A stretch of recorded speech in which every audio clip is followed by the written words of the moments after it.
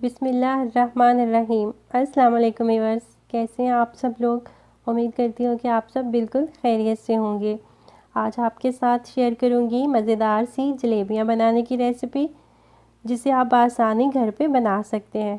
तो चलिए देखते हैं इन्हें बनाने के लिए हमें किन चीज़ों की ज़रूरत होगी और ये कैसे बनेंगी।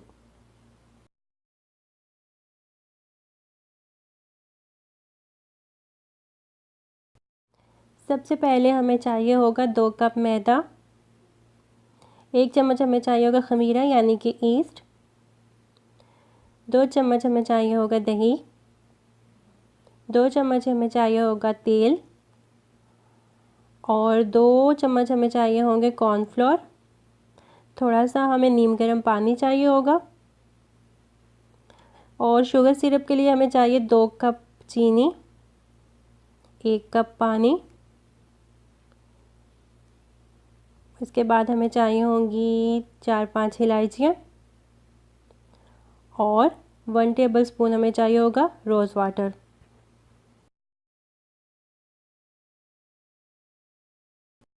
अब हम सबसे पहले एक बाउल में मैदा डालेंगे और इसके बाद हम इसमें डालेंगे ईस्ट,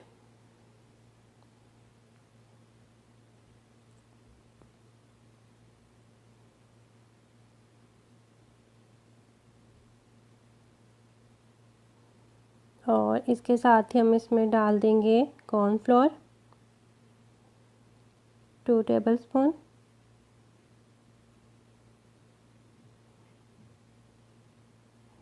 फिर हम इसमें डालेंगे ऑयल और इसके बाद हम इसमें शामिल करेंगे दही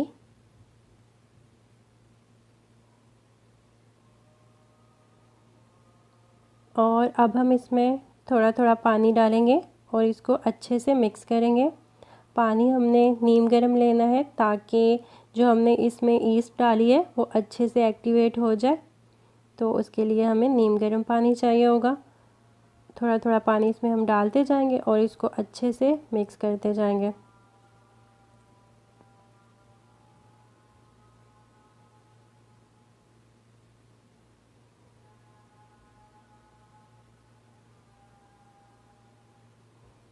तो ये देखें बैटर हमारा मिक्स हो चुका है। इसे हमने तब तक अच्छे से मिक्स करना है जब तक कि इसमें कोई लम्प्स ना हो।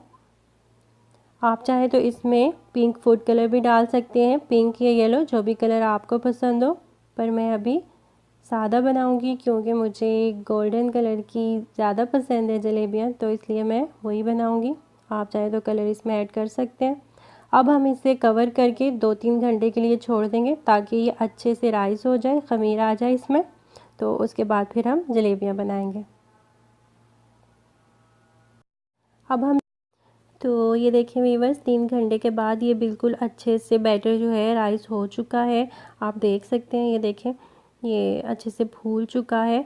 तो अब हम इसे दोबारा से अच्छे से मिक्स कर लेंगे और इसको अच्छे से मिक्स करने के बाद साइड में रख देंगे और हम बनाएंगे शुगर सिरप।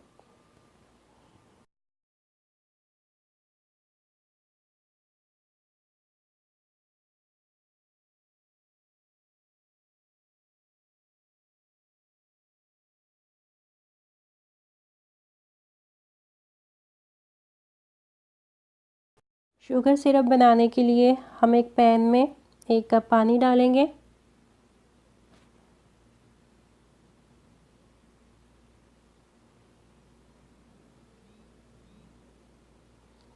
फिर हम इसमें डालेंगे 2 कप चीनी,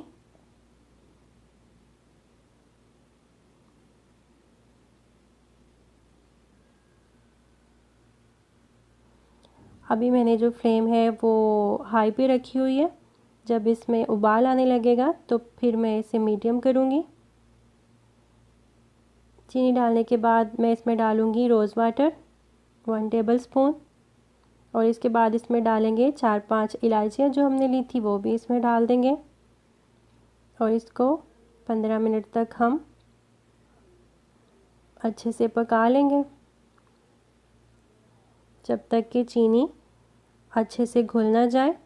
आप चाहें तो इसमें हाफ़ लेमन का जूस भी डाल सकते हैं ताकि ये शुगर सिरप जो है वो क्रिस्टलाइज ना हो।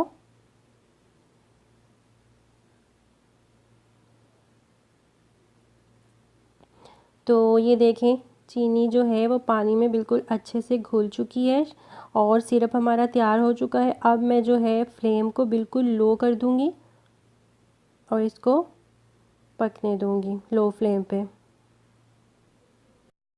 तो अब हम तैयारी करते हैं जलेबियों को फ्राई करने की। उसके लिए मैंने ये प्लास्टिक की केचप वाली बोतल ली है। आप चाहें तो पाइपिंग बैग में भी बना सकते हैं या फिर कपड़े में भी बना सकते हैं, जैसे आपको इजी लगे आप वैसे बना लें। तो मैं अब इस बैटर को बोतल में डालती हूँ, फिर उसके बाद हम फ्राई करते हैं जलेबियाँ।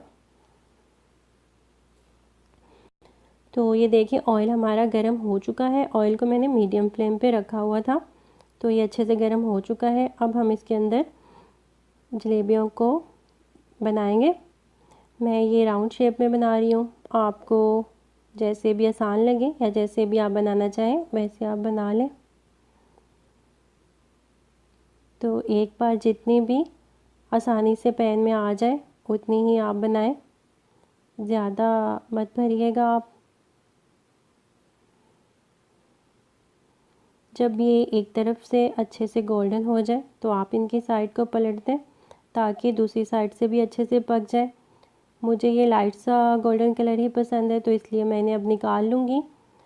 आप चाहें तो डार्क भी कर सकते हैं कलर थोड़ा और। ये बिल्कुल अच्छे से पक चुकी हैं।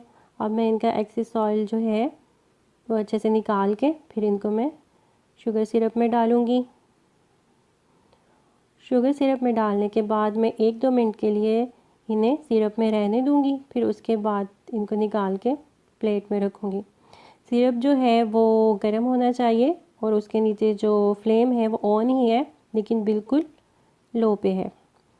तो जब आपको लगे कि सिरप गाढ़ा होने लगा है तो तब आप इसकी फ्लेम को ऑफ कर दें।